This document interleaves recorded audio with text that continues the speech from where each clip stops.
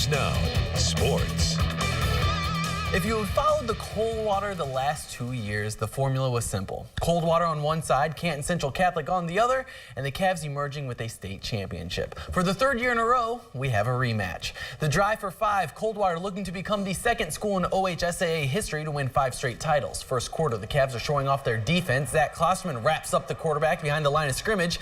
We go to the second quarter, still scoreless. The Cavs are still haunting the Central Catholic backfield. Fourth down, the Crusaders go for it, but Troy Standing and Ryan Napke bring down the quarterback once more.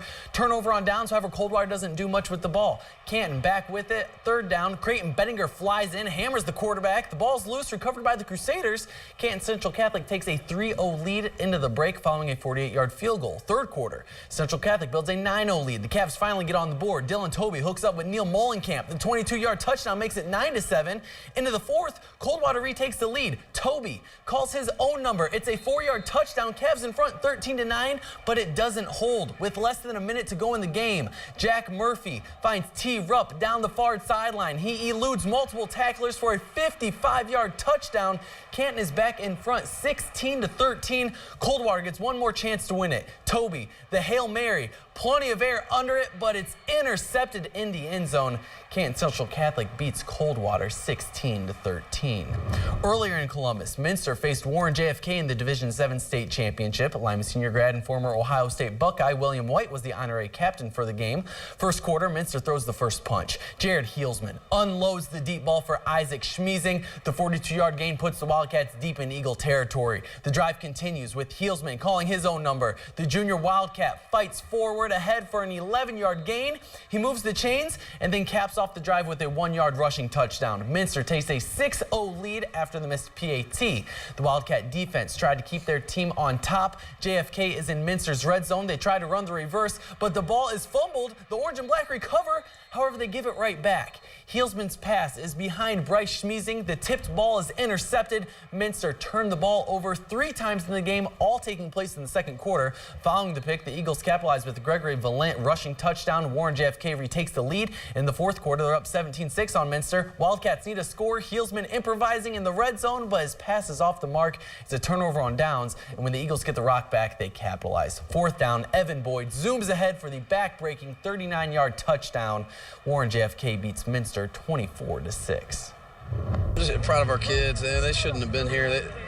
They're playing on house money and picked a bad time and a bad day to turn the ball over, but that happens, and they continue to fight exactly what we ask of them, and just really proud of the senior group and the way our kids handled that today. 2-4 at one point this season.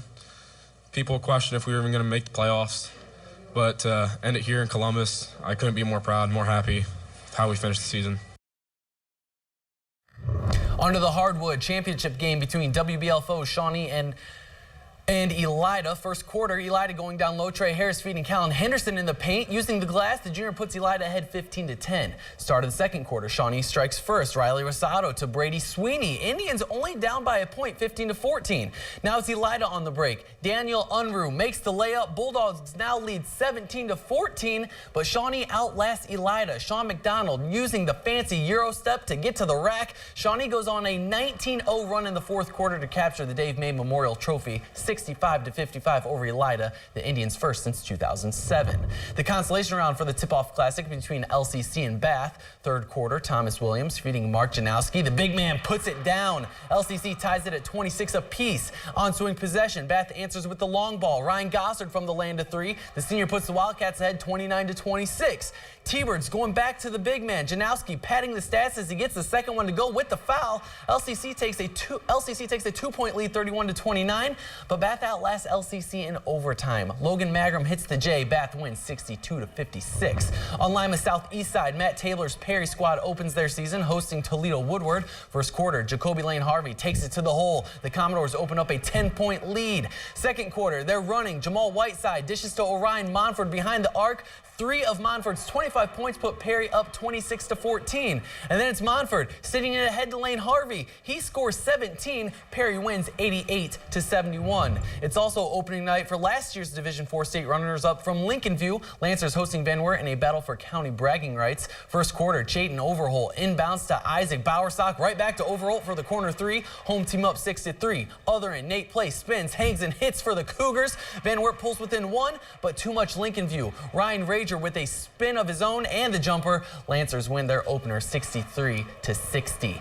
Indian Lake traveling to Wapakoneta for a match against the Redskins. Start of the third. Indian Lake needing to make up some ground. Colin Coburn gets it started with the floater. Lakers trail 36-24. Very next possession off the turnover. Cale Schuffner feeding Dylan Albright. Indian Lake chipping away, but here comes Wapak. Kyle Huffman into the paint, making the off-balance shot. Redskins had 38-26, and they close. Huffman getting the assist as Mike Burton hits the baby jumper. Wapak wins 61-46. Lady Hoops undefeated OG heading to Kalida. This rowdy bunch trying to cheer their team to their first win. Late in the second quarter, Taylor Lukey with a slick pass to Sarah Klausing.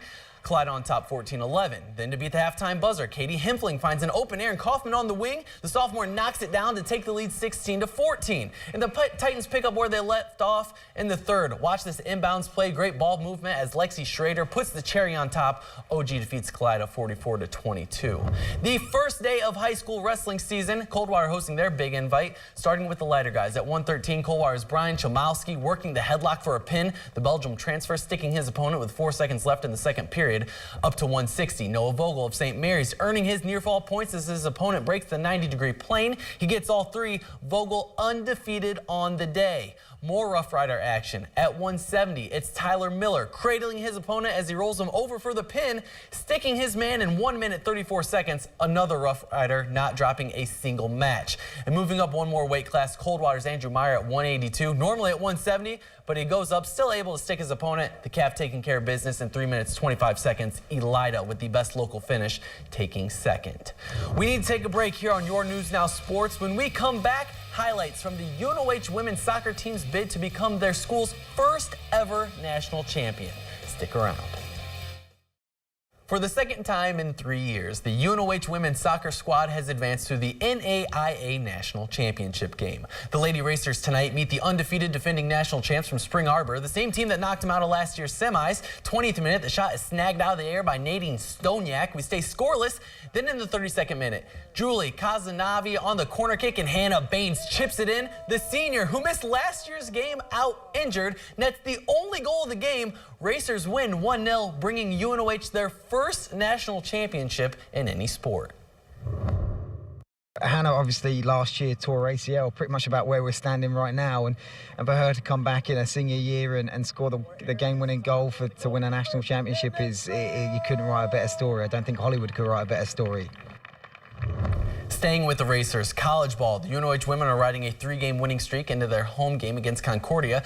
Second quarter, it's Kendra Cox, the freshman, making it rain from 3, but UNOH trails 29-21. Racers battling back. Lakin Johnson in the lane, pulls up, knocks it down, but the Racers fall 90-83. The men's team also riding a 2-game winning streak and looking to remain perfect in conference. Late in the first half, Desmond Duke pulling up in the paint. The freshman puts the Racers ahead 38-34.